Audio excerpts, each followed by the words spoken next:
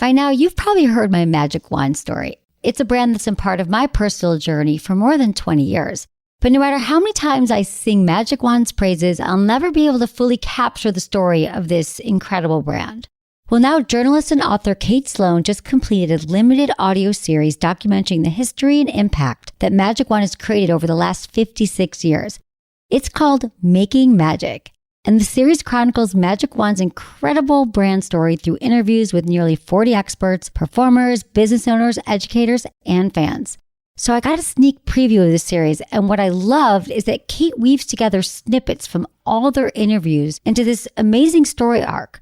She covers Magic Wand's journey from appliance store massager to its legendary influence on culture and sexual independence, and it's all just fascinating. The first episodes of Making Magic are available now at makingmagicseries.com or on all popular podcast platforms. Just search for Making Magic or visit makingmagicseries.com today.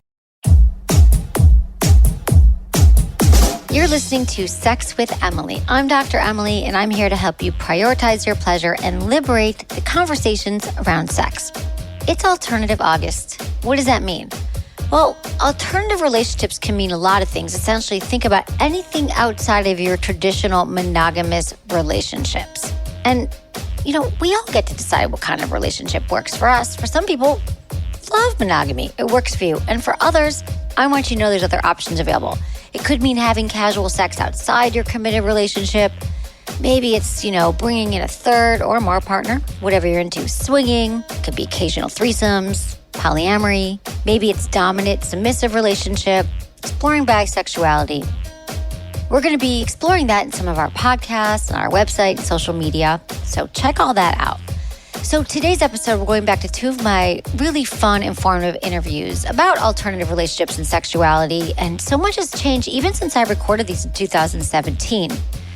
Now, these interviews are from a few years ago, and it's funny in listening back, so much has even changed since then about the conversations around gender and sexuality. So first we have Nico Tororella, and he's a sexually fluid actor, and he's soon to be appearing on Walking Dead, World Beyond, and was on the series Younger. When we recorded this interview, he was with a longtime partner. I believe he still is. They were openly seeing other people, and he talks about his way of practicing polyamory, monogamy, and we also talk about gender and the spectrum of sexuality, what to look for in the first few months of dating. And wow, I really love that one of his favorite things is performing oral sex on a woman. Later in the show, I talked to Jason Ellis, who has since become a really good friend and a colleague at SiriusXM, and he now has a podcast. And when we recorded this one, Jason was recently married and openly dating men and women. And the interesting thing was he'd only recently come out as pansexual. So it was really interesting to hear him opening up. He's got great insights, like how to make sure your relationship stays healthy when you bring in other partners. We talk about radical transparency in a relationship, avoiding drama, because hey, if you're going to bring in another partner, you got to learn how to navigate around it and set boundaries and rules, what to look for and not look for in group sex. And that marriage just shouldn't be the end of your sex life. He talks about his MMA routines and training and workouts, and also foreplay. Well, we talk a lot about foreplay. All right, guys, enjoy the show. So you're jerking off, right? Uh-huh. You got some good porn on or something, and you stop right before you're about to come. There's like a quarter of a second that exists in that space. It's all about controlling different muscles, right? I don't have time to be in like a committed, lockdown, living with someone relationship where you're compromising things, right? I love relationships. I know, right? They're fun. Yeah. But in your brain, you got to prioritize. You get too giddy. Guys get giddy and they start slamming into one of them and they can't use their hands or their mouth because their penis is busy. And that's a game that you need to learn quick. And you also need to not come. Look into his eyes. They're the eyes of a man obsessed by sex. Eyes that mock our sacred institutions. Bedroom eyes, they call them in a bygone day.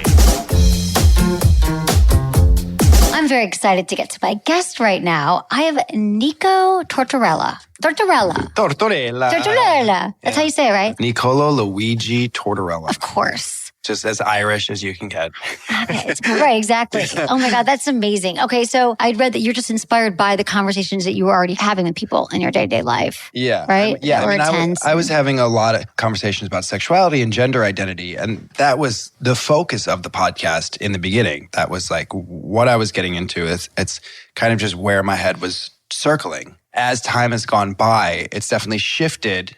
A really natural, beautiful shift. Yeah. It started to shift into this world of spirituality and sense of higher self and next level, which I think is really based in this idea of figuring out who you are and what you want, right? And if you're taking that step into your own sexuality or your own gender identity, that is inherently a first step in a spiritual exploration of sorts. It's true. It's so interesting because I think the journey to figuring out who we are and what we want is just, I mean, I think first of all, you're never done because I think you're always changing. Right. But you think like, oh, I already know who I am. And then you hopefully you get to the point in life where you're like, oh, you know what? I think I really don't know. And you think it would be easier because you're like, it's me. But there's always different layers to peel back and we're always changing. Yeah. So I want to get into your spiritual journey next, but I want to talk about gender and sexuality. Let's start out with how you identify. Yeah, I am a human being most of the time.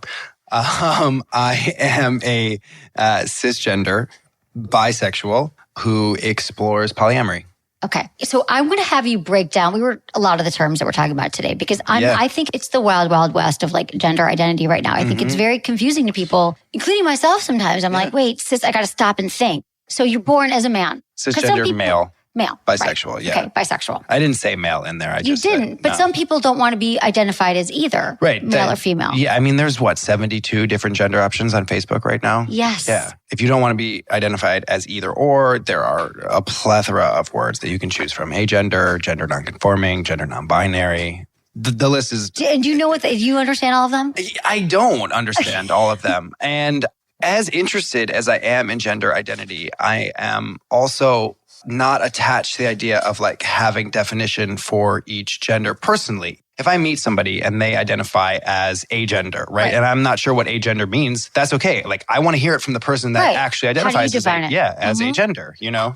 With men though, as much as you're with yeah, for sure. I think it's a pretty even split. Okay. I think for, I don't know, the 9 years that I was really drinking, there were a lot of relationships with men and women that like seem really foggy to me, right? That like, I don't think I was treating myself well, so I wasn't treating anyone in my life well. I think that I'm a firm believer that you will love other people the same way that you love yourself. And I like wasn't really loving myself that much. And the second I got sober, I started taking my life seriously and like started taking relationships seriously too, right?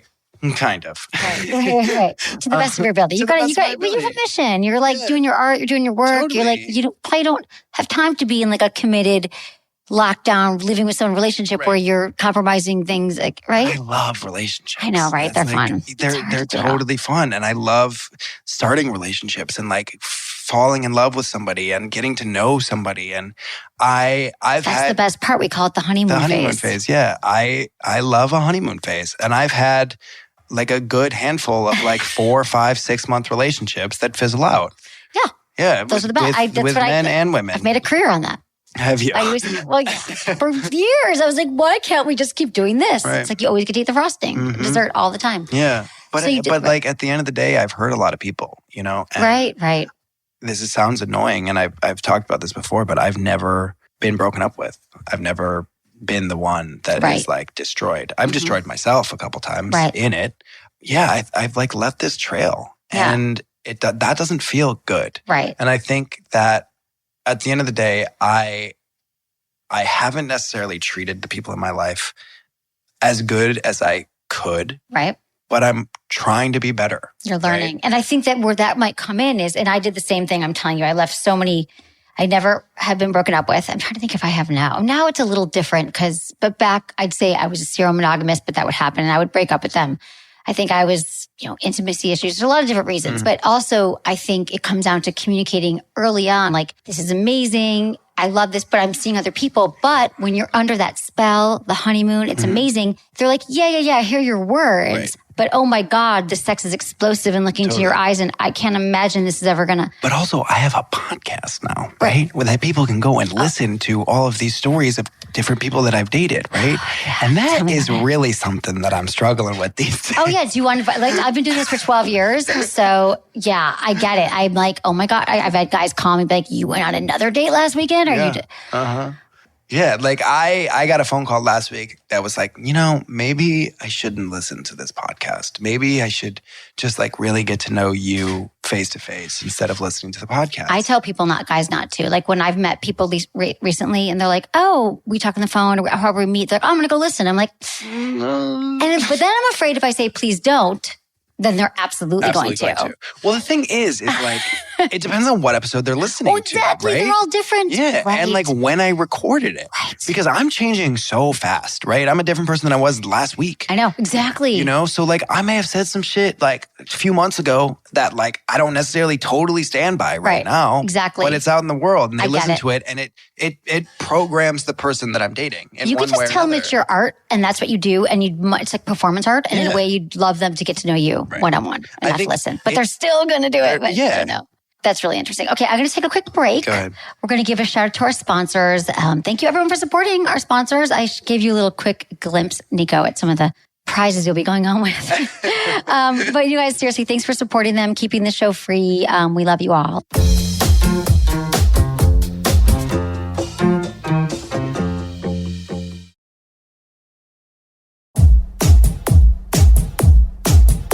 So where were we? Oh, dating.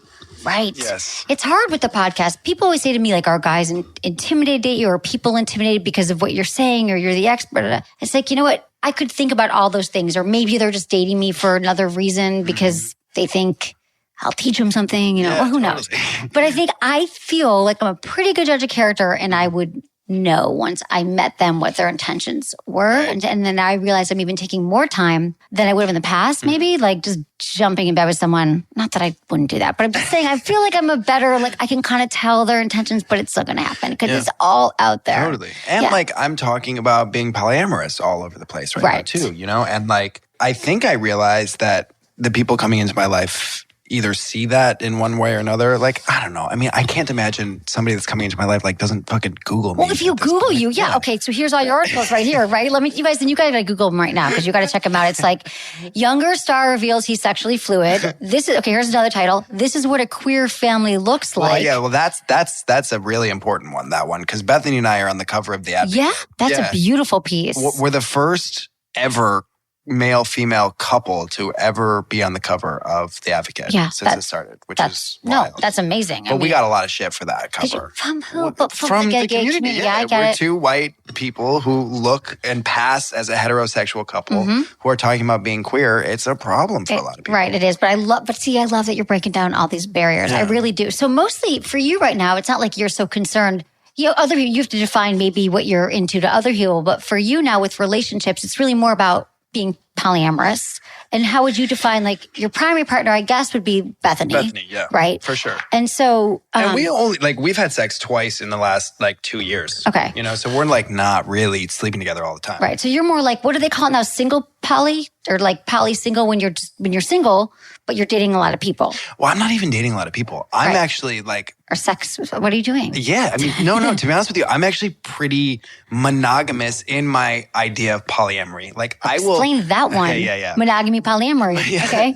I will meet somebody new and I will give most or all of myself to that new person from the get-go to really get to know that person. And I think, especially on a physical level, I can't have sex with more than one person at a time, or I haven't been able to in the past. If I'm sharing with somebody, that is what I'm working on right now. Right. And that I'm giving so much of myself to it that there's not actual space to sleep with him on Thursday night, sleep with her on Friday night.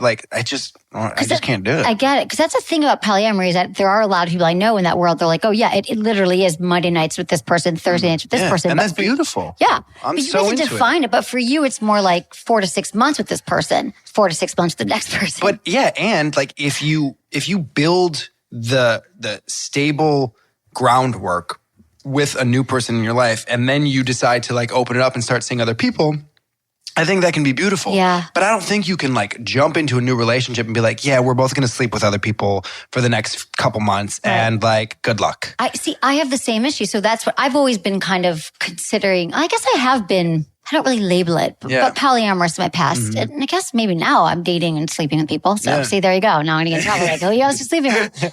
But I think that, that it is, but when I meet someone and I actually like them, it is hard for me to be like, wait, I can't help it. I get attached. I'm like, I think that you do need to build that foundation first and then be like, okay, maybe we should open it up. Because otherwise then you're just, which is fine as well. You're just sleeping with several different people, but you're not going to go any deeper with somebody. I think if that's what's happening, it's harder, at least for me, to not have that intimacy. But maybe like that is what I should do, actually. Like maybe I don't need to get that deep. I know. In the beginning. That's such an intensity that you have, right? Yeah. But that's what I was going to ask you. So, are you doing it because it helps you feel safer? Safe. You like, you want them to make sure they really like you and get you. You want to feel understood. I want to hold somebody's hand and like have fireworks explode, right? And like that doesn't happen unless you know that person. Right.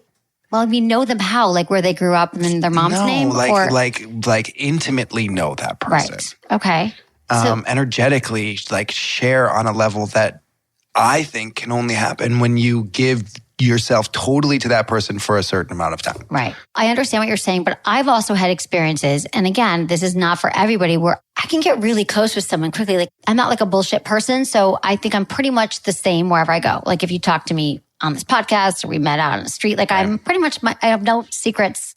You guys know everything. I can connect with people like really pretty easily. I can tell. And I'm like, oh my God. So I feel like I can kind of go there. A lot of people interpret that as, wow, this could be something where I'm like, not that I don't feel with everybody. Can I ask you a question? Yes. Do people fall in love with you really fast? More than you fall in love with them? Yes. Yes. Yes. Okay. That's historically is what's happened. Me too. Yeah, same with you. Right. Yeah, for sure. And that feels good though too, right? It feels great. Right. Yes, it feels great until it doesn't. Until you feel like you're fucking drowning, right? And what I'm really working on right now is understanding how much love and affection I can actually receive, not necessarily how much love and affection I can give. Right. And I think that's been my struggle recently. Is it easier for you to give it or to receive it? Well, what are we talking about here? I don't know anything. No. Yeah, I think it's much easier for me to give than it is to receive anything. Right. But you're saying you're not seeing several of them at once. So this is more like a few months and a few months and a few months. And then they're all like, well, where are you going now? I mean, but a few weeks. And then how do you and like you meet the people that are like, that say they love the same type of way that you do or say that like this freedom exists. And then you realize that maybe it doesn't. Right. Or they'll say anything to get to like, oh yeah, I want to be polyamorous. Or I want to be open. Or I'm cool. Does jealousy come up for you a lot? No, I'm the least jealous person you'll ever meet. Right. Like I have no problem dating somebody and them sleeping with other people. Not at all. Not at all. Never. But what about the people that are in love with you? Do they get jealous? Oh, yeah. Right. That's the problem, right? They get possessive and jealous. Right. Like I used to have this thing with men. They'd be like, oh yeah, I love that you're so independent and free. And then eventually they would say something to the effect of, oh, I love that you're so out there, but I really just want to put you in this box. Or let me just put you in my pocket. Yeah. There's a million different ways I've heard that. They want to own it and keep it for themselves. So what they're so attracted to in you, they actually just want to own it. What I think it is, I think clip your wings. You and I both share this like same light, right? And I think that people are attracted to that light.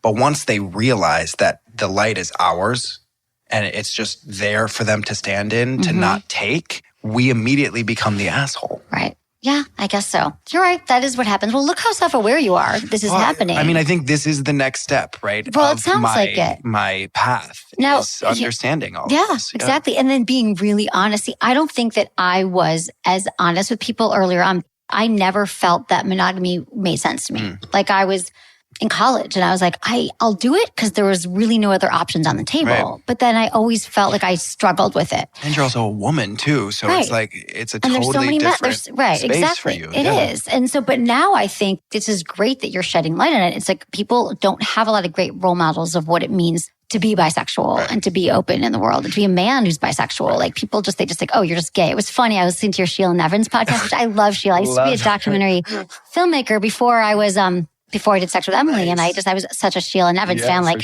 she was like the queen. She still is. You're like, I just want Sheila Nevins to meet with her.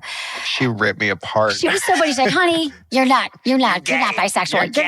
You're gay. Are you seeing a psychiatrist? Like, she was hilarious. So you're really in this place right now. Well, look, I think that at the end of the day, we only believe what we see. And we've seen predominantly one story since the beginning of time, and it is a white man and a white woman with kids. Right, exactly. That's it. That's the only thing we've seen.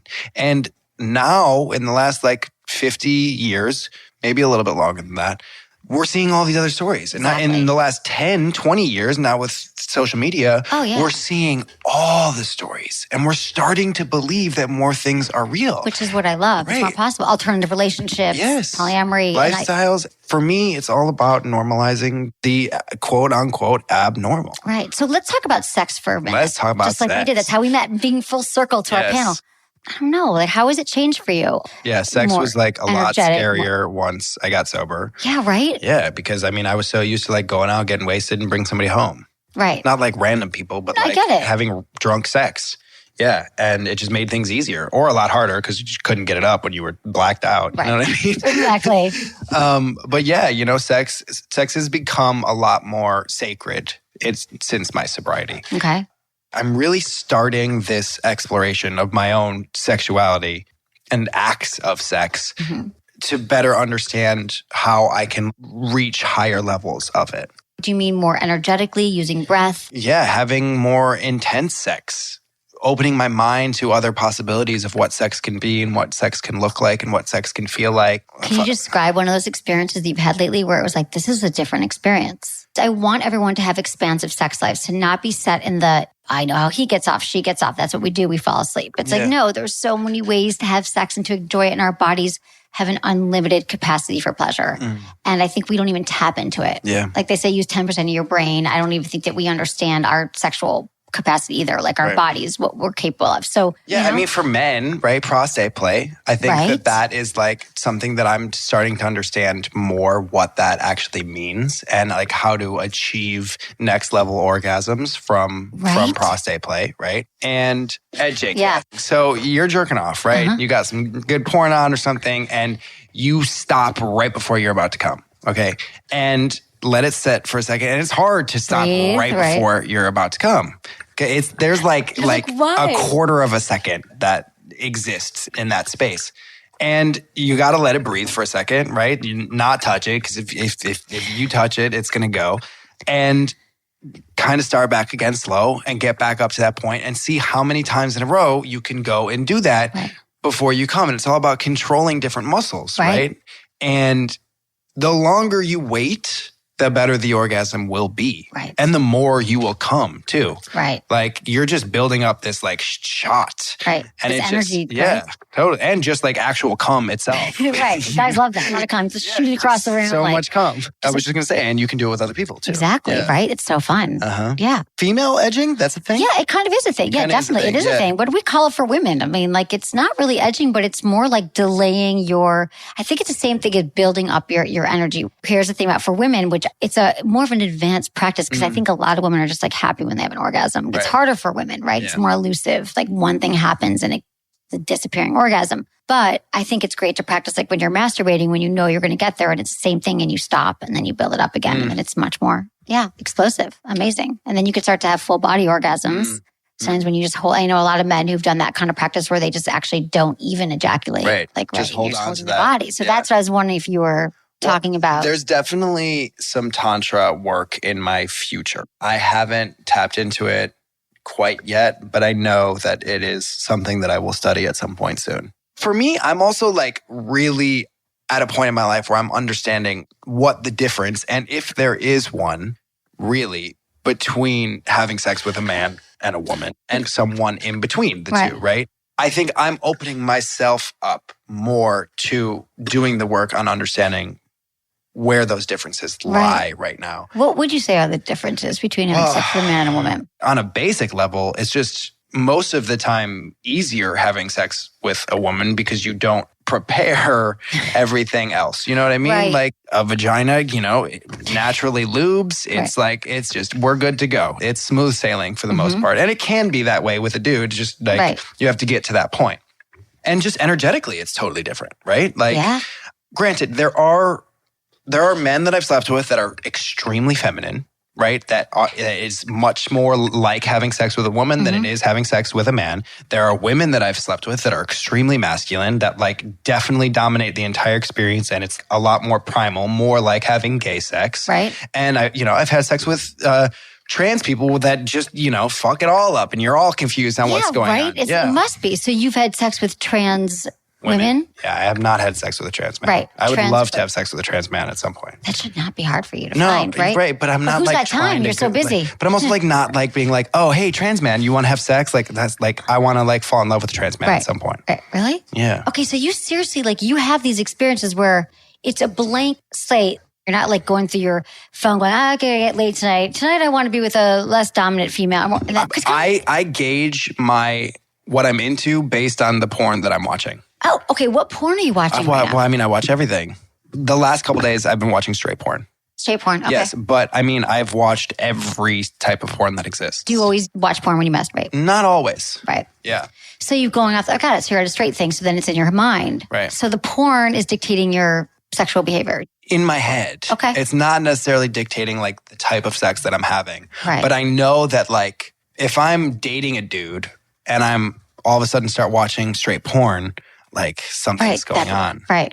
I'm wondering, as you're in these places with people, like there must be something else that goes on. Because you're saying you don't do any overlap. Like I could very easily see like I'm into this guy, but I just watched some straight porn. And so I want to go have sex with a woman right now. Right. But yet go back to the gay guy at the end of the week. Not even necessarily gay, but bisexual. Okay, bisexual. Whatever. Sorry. Yeah, see, no, it's now fine. I'm already messing up too. It's Bisexual. No, it's totally fine. I usually date gay men, not bisexual men. So. Right. Well, why not bisexual men? I've dated one bisexual dude. It was almost like we both knew too much about each other because we were both bisexual. I don't know. There was something about it that it was like, we have to go spread this message instead of giving it to each other type of thing. Okay. And that could have nothing to do with the fact that we were bisexual. It was just that we were similar people. But I don't know. Yeah, I've only dated one other bisexual dude. All right. Interesting. Yeah. So do you have a type, though, within each one of these? No. Not at all. I mean, kind of. Okay. Yeah. Who won't you date? Is there any traits that's like a turn off for you, let's say? Like physical traits? I hate to do the physical thing, but yeah, I mean, kind of though. Like, is there anything that it just, or something that you lean, how about what you lean towards more than not, rather than probably a negative? I lean towards men that are like brawny men. Like baseball player looking dudes. Right. And historically, I like the women in my life to be like very much so pocket sized. Cool. Yeah, baby. Okay. Love to know that. That's great. So sex, let's talk about sex, baby. So, okay, what about with women and men, the difference, we were talking about just like the cleanup, but what about just like women and like foreplay? Like what have you learned about having sex with women? There's a softness about having sex with women that I'm really into. Just even like their skin, right? I am as attracted to like beautiful, supple, soft skin as I am to like a hairy fucking leg. And like a soft face and like small lips compared to like a big dude's face with a big fucking beard. I can get down with both. Right. And it really is just where I am. Wherever you're at in that life. That's just so fascinating. Is there anything that you've learned about women? I get it. You're with so many different kinds of women. But if you had to say there's like these certain things about women that is kind of a universal truth, even though we're all different. We're talking sexually or we're talking... sexually. I love eating pussy. Awesome. And I think all women love that. Yeah, many do. I believe that many women do. And that for women, there's some women who really don't. Like they're super sensitive and like just doesn't feel good. But I love that you love it because there's a lot of men who I think they just do it to get, it's a means to an end. No, and they I love it. I could do it for hours. Wow, that's amazing. That's a great skill. That's the ultimate, I think. Yeah. Really. So enjoyed talking to Nico. You can find him on Instagram and Twitter at Nico Tortorella. Stay tuned for my interview with Jason Ellis.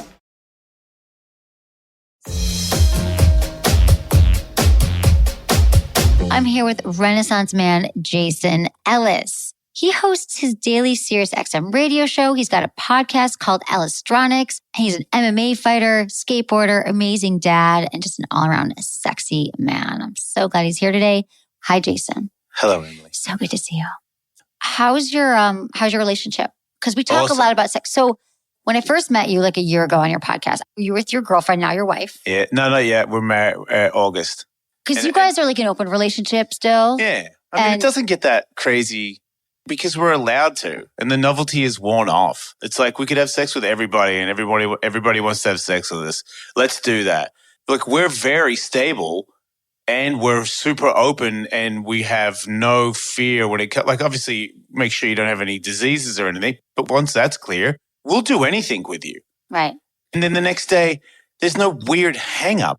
I don't care. Like, you're coming home with me and that's the end of it. But how did you get to that place, would you say? In the past, you said your relationships weren't as healthy. But because we have a lot of questions, a lot of people ask us, should I be in a relationship? How does my wife get over jealousy? Or I'm jealous? Or how did you get to this place? You just got to be comfortable with yourself and you got to trust your partner. And I mean, when I was younger, it never really worked. If people ask me, should I have a threesome? I would just say, honestly, if I have, because it's a stupid question, you should be asking me, you should ask yourself. But if you're asking me, I would say no, because if you're asking and then there's a little bit of hesitation, then you've got drama on your hands. And if you really love the person you're with, do you want to add drama to it so that you can have an extra pussy in the scene? Because it doesn't solve anything, right? And it's not. It's kind of overrated.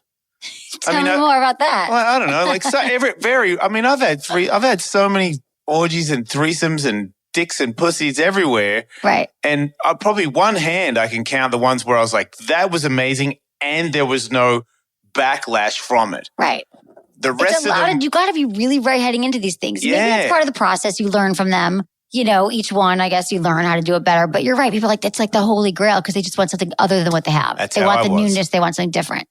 So it also comes with experiment. At age of 25, you couldn't have felt this way because you wouldn't have had all those orgies and pussies. Well, I also dicks. think you don't, there comes like a, wisdom. When you're 25, you're like, maybe she does like him more than she likes me. Or, a girl that I haven't slept with, like I want to have sex with her more than I want to have sex with the girl that I'm with because I've never had sex with this girl. And then the girl that I'm with is like, wait, you're paying too much attention to her. Do not do this. Right. If the girl's like, you're pumping that girl too much, then you shouldn't be pumping anybody. Exactly. Because you're looking at it the wrong way. It's like, if somebody's fucking my fiance really good. We didn't get into this for him to fuck her poorly. Right. Like, that's such a healthy attitude. People don't understand that. And most guys want to have sex with a girl and another girl because they want to have sex with two pussies and feel like the king of the world. And they don't care what they have to do to drag their significant other into this thing. And a lot of sad stories are that the girl is okay with it to keep the man. And that's not the best solution. It's the worst solution. The worst. So what would you tell a guy then? Because yes, not every guy's emailing me now about or calling is 45. They're like in their 20s. Can you have this wisdom then? Like, do you think that you would have known this? I mean, I'm telling couples all the time, wait till you're on solid ground. You don't have a threesome to solve your relationship. I'm always, we talk about this on the show, but we're on the same page with this, but I don't know how else they're still going to want to do it. It's almost like you had to go through that. I can let people make their own mistakes, but I'm telling you now, if you love your partner and you're with them and you guys are in a good place, but you just need to spice things up, that's not the right way to do it. No, it's a risky move to say the least. Guys are like, I want to, even girls in their bachelorette parties, they're like, this is why I'm doing it because I can never tell my partner again. They have this idea that once they get married, that's when they stop experimenting and stop doing all the stuff that's crazy and fun and exciting, but it doesn't have to be that way. It's the opposite. Right. I'm going to get I'm going to get wild one more time before I get married and spend the rest of my lame life with you? Like, wait, what? Right. It's like, I don't know where that comes from either. Religion, married? Society, no one's talking about this really. I think it's because we talked about it today, I think it's because when people got married when they were younger and it was like, maybe it is too soon. And when you get married, you are giving up your life. Things have changed now. You get married when you're older, a little more stable. This is not the end of it for you. No. This is not the end of the road. This is the beginning. I think if you're 20 and you're going to get married, and you're under the impression that this is the only person you're going to have sex with for the rest of your life and you're 20, that's some harsh shit. I know. I might want to get drunk and have sex with a prostitute too. That sounds like terrifying. I just say people shouldn't get married before 30 at least. I agree. completely. Right? Like, what? You don't know yourself, but they don't know that they don't know themselves, and they think that they're so in love. Yeah, it's the first thing I say. I mean, Rocky, I'm not sure what to do. I'm like, how old are you? And if it's under 30, it's hard for me not to laugh at them. Right. Do you get these questions on your show? You don't understand. I really love her. I'm like, you're 25. You don't even know what really loving anyone is. Exactly. Yeah. Yeah. It's a mistake, but people have to go through their own things. That's they right. meet someone, they learn, and then they're like, oh, now I really know. The hard way. Sometimes that's the only way you learn.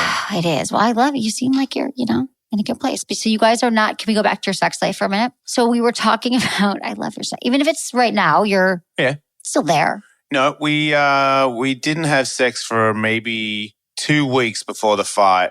We played around a little bit, but no actual. In the end, it was like maybe we could. In the last 2 weeks, I was just like, you know what? I'm not gonna actually come. I'm just gonna hold it off because I just felt super low in sex drive. So that told me, and this could be. I'm not a doctor. I felt like if I'm super low in sex drive, then my testosterone is being tapped to the max. So I'm not going to lose anything. And then I had this theory that if I get an erection a bunch of times, see some hot shit, look at my girl from a different angle, get her friends to like take their tops off, get a boner and then leave and go to the gym, that's building more testosterone. Right. I'm farming more testosterone. So that's what you would do. You'd come to the point of not even not close to orgasm, but you just get turned on and then you go to the gym. Yep. Wow, it's like having a cup of coffee, but better in a way. Like a jolt. Something like that. I just keep adding it. I get it. Okay, I want to talk to you about masturbation real quick because it's masturbation month and we had a bunch of questions that came in. So here's the thing. Okay, so everyone, what Jason is talking about, he just came in. He's been knocked out. He won a huge fight last weekend. Just we didn't. What was the name of your fight? It was a King of the Cage fight. Okay. It's like it was huge, and it was like you got knocked out at the beginning. You came back. I didn't get knocked out. I got knocked out. I don't even want to talk about it because it's like a chick talking about sports. I suck at it, but you did something awesome, and there you go. Came back. Yeah. Great. Okay, so proud of you for that. Thank you. But masturbation. So think back before the fight, before the training. How often do you masturbate? Well, I masturbate in the steam room all the time because guys try to jerk me off or whatever. So there's that kind of thing that happens. Which but I don't steam finish room? myself off. I don't really want to say the actual steam room. Okay, got it. Right. Okay, you're right. Well, maybe you'll get a lot more blowjobs. I get a lot of blowjobs. You do, and you just don't even know. I'm the hottest person in. It's like being a pretty girl. I know what it's like, kind of, to be an attractive lady. Right. Because when I go there, everybody shits a brick. And I'm like, this is fucking crazy. It's kind of great. How can anybody, I'm a chewed up man. It's kind of weird. These are but hot. when you walk around there, because I have a very straight. Large penis? Well, that too, but I have a straight, and I'm uncut. And that seems to be a thing that gay guys love as well. There's I have all the things that a gay guy's really into. Being straight, they love that. Right. Having a big dick, it's uncut. All those things, and I look buff. I got a lot of tattoos. I look like a warrior of sorts. Gay guys love that shit. Love it. So there's just a constant I get like a little harem of gay guys following me into different steam rooms, like trying to jerk off in front of me and stuff. And I'm just I am like a stuck up pretty lady. Like I don't touch anybody. I just sit there and then they're like, "Can I give you right?" Yeah, and then I'll like maybe let somebody jerk me off or maybe blow me if you're lucky, like a stuck-up little bitch. Dude, and this was not you a year ago. No. I mean, it might have been. I just didn't tell anybody. Okay, right. But now you've come out. You got this is like the whole, what an amazing transformation. I'm allowed to. I know. I know. This story gets told to my fiance when I get home from it. So this is no. See, this is what we're saying is that you shouldn't get married to someone that you can't share all these stories with. And people are like, but I couldn't, but you can. You really can find someone that would be, I've yet to. I haven't really been looking for it, but now it's a longer story about what I want. But I get that this is what I would want. I don't want any secrets. I don't want to cheat. I used to cheat. It's hard. I was squeezed to tell the truth. I felt like even when she was like, you can tell me anything, I was like, not this one. I mean, you got to admit the story I just told you right then. I don't think a lot of women find me attractive when I say that. About what? The men? About me, saying that. And that's cool. But it's sexy when you say it. See, I get it. The women might. You know what I mean? But my fiance thinks that it's hot, and we laugh about guys that, I'll be like, this guy came in and had like a giant dick and just sat in the corner, and she's like, because she loves the Tom of Finland stuff. She's super into the gay guy, the big buff gay guys that wear like leather chaps and stuff. She's kind of a gay guy. That's why it works out. But if there's anybody that's really big in there, I'll tell her the story when I get home, and she just thinks that it's the funniest shit ever, and we laugh about it. Right? That's awesome. And she's with women and men. Mm-hmm. She made out with I was making after my fight. One of my friends, she's in porn. She got her tongue cut, so it's like a snake, and I made out with her. That was all we did. We made out with her. She's got a split tongue. It was so hot. She's got it split? Yeah. I don't even know what that is. I don't even know what that is. Like a serpent. Her tongue goes like this. But she cut it so it would do that? Yeah. I've kind of heard about this. And then stitched up so it's permanent like that. And she can make both like sides move around and stuff. That's fucking crazy. I know. I'm going to get a blowjob from her. You did or you're going to? It's on the list. I did. There was people in the room. It was an inappropriate time, but it's coming. Okay, I believe that. I believe that you could probably get a blowjob. She said she which is a pretty good place to be in the world. But by a serpent. Dude, I don't know anyone else who's done that. It's so metal, right? Yeah, dude. Right. I mean, I don't even know. But you're happy and getting lots of blowjobs, and I'm really happy for you. Thank you. Appreciate it. Let's go to those questions on the, there was some good, you can help me with this because I don't have a penis. Hi, Emily. Love your show. I enjoy listening and get a lot of helpful tips to make my sex life way better. I got a question. My girlfriend and I really want to have a threesome, and we're talking about it, and we're getting really excited. We've never had a threesome before, and I'm going for she comes first, which is the whole thing I talk about on the show. She has to come first, which makes sex life great. How can I get into threesomes without giving one the feeling of being neglected? I want this to be a nice, relaxing time with lots of fun and no jealousy. What can we do? Thanks. Regards, George from Germany. We kind of touched on this earlier, but you are the threesome. I think we had a threesome once. You don't even remember. That's how many you've had. We didn't. Let's say that about it. Okay, I'm kidding. Ridiculous. So, but you've had a lot. And so this is like the kind of questions we could ask. We've been talking about it. We're both kind of excited. I think there's another question here, like another girl's, his wife's not so excited. But anyway, let's say they are both, let's say for the sake of this question, they're both really excited. They're on board. They've covered all the ground. They've set the rules. Mm-hmm. They've set the, you can't kiss her or whatever. Can't kiss. I don't know. People make these rules. You can't have sex. I know. Because when you're in the moment, you want to do it all. It's a threesome. Okay, Everyone has mouths and vaginas and buttholes. Lots of orifices. Everyone's going to touch everything. I gotcha. Well, the first rule of Threesome Club is that if you're the person that is the guest in this threesome, and I'm assuming there's a man and a girl here and then another girl, the other girl is last. She's the girl that doesn't get as much attention as your girl. Your girl gets the most attention. So you need to remember that at all times. And the second one would be you need to make sure that there isn't a situation where one of them is sitting there out of the game. You need to make sure that they're both in play at all times. How do you do that? I mean, you've got a penis and a mouth. You know what I mean? So I always have a pussy connected to one of them. Right. So, right. Okay. Or they're connected with each other and you're organizing that. And you can like tickle the bits that they have free. Right. But you're definitely... It's not about your penis. No. You're the only one there that has one. So, of course, it's going to be about you in the end. By default. Yeah. But in your brain, you got to prioritize. You get too giddy. Guys get giddy and they start slamming into one of them and they can't use their hands or their mouth because their penis is busy. And that's a game that you need to learn quick. And you also need to not come. You need to make sure that they come at least once each before you even think about it. I feel like you need an athletical penis. You need to be like, have you girls had enough orgasms? And then the end of the threesome is when you come. Right. Unless you're, a guy that can come and keep it up. I don't know that guy because usually there's a break there. Right. So there's a refractory period for men, a little longer. Those are great rules. And also I tell, they establish rules ahead of time, meaning, or even are we truly comfortable with this? And some couples say, look, I don't want her to sleep over, or I don't want you to have penetration. No, you don't want her to sleep in the bed, yeah. Yeah, you don't want to sleep in the bed. Figure all that stuff out. And then that's a great answer. I agree that you got to prioritize. That's how she get jealous. If you're kissing this girl for 1 second longer, she's going to be pissed at you. It's a good answer. Okay, Emily, thanks for making a space where sex can be talked about in a way which is healthy, safe, and fun. I've been musing over whether or not an open relationship is a good or bad decision. My wife and I have been married for about a decade. Our sex life has definitely started to flatline.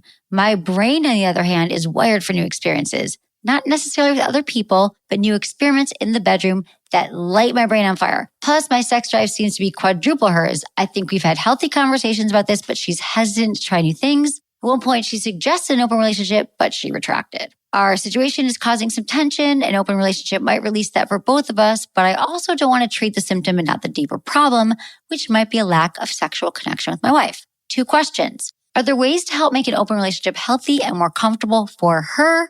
And are there things we could do better to connect sexually? Thanks, Denzel, 29, Minneapolis. Yeah, he can't push this one. You can't push an open relationship on your partner. She's not on board. It's not just like a threesome. Or anal. Or anal. Thank you. Thank you, Jason. You actually can't push any of these things on your partner. You're not going to talk her into it. You'll regret it. She won't really be on board. So I'm going to answer because it's going to go wrong. Right? Have you ever been in situations, Jason, in your past relationships where you tried to force open relationships, they didn't want it, or swinging? It didn't work, right?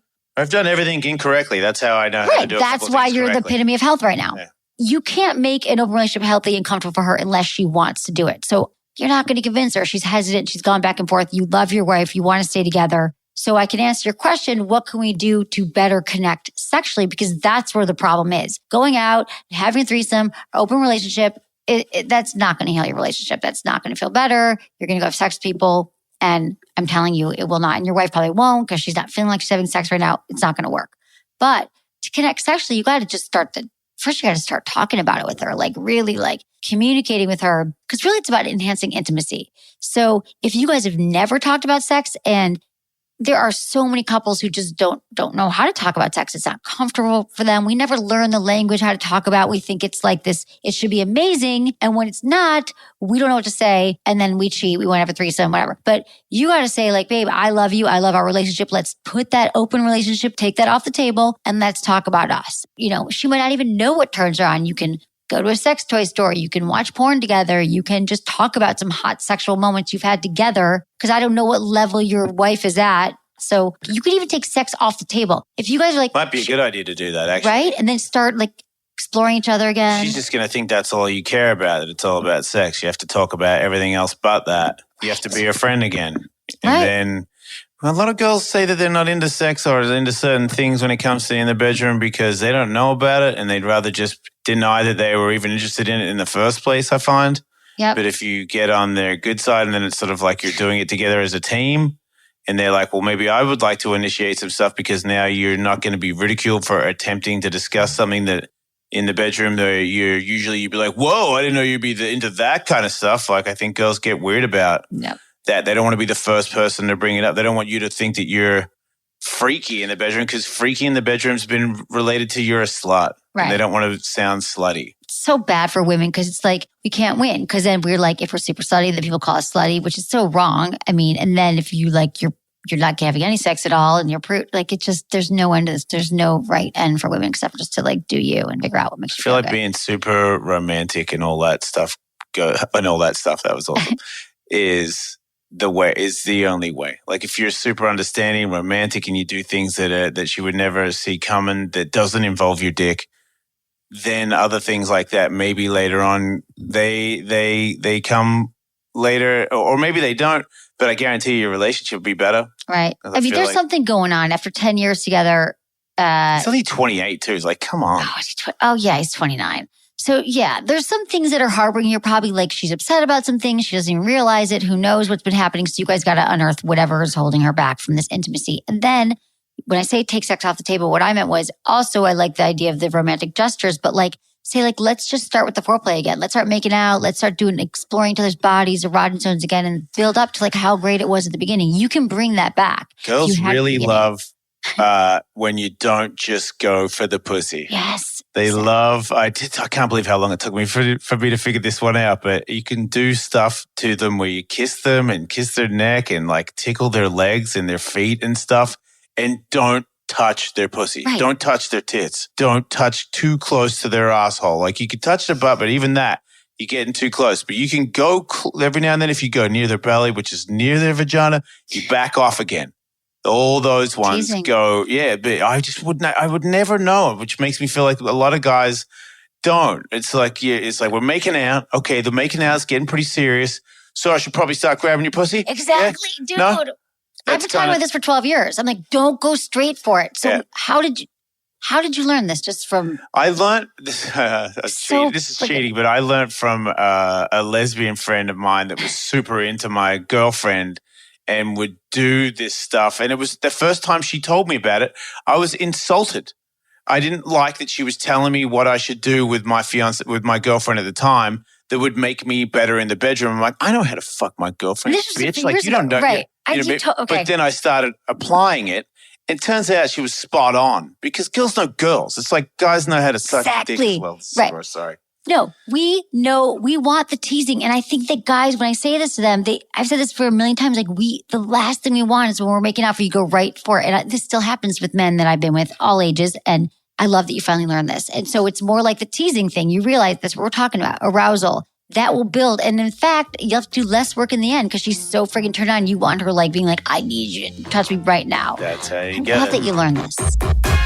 Hope you liked my interview with Jason Ellis. Find him at Wolfmate on Instagram and Ellismate on Twitter. So tell me this. Did you hear a tip or a trick or a conversation that you just know your friend or family member or colleague would just love? Well, how about listening with them? Listening with your partner to learn something new. I'm always learning, aren't you? Subscribe to Sex with Emily for more sex, dating, and relationship advice. You can find us on all social media. It's at Sex with Emily. Was it good for you? Email me, feedback@sexwithemily.com.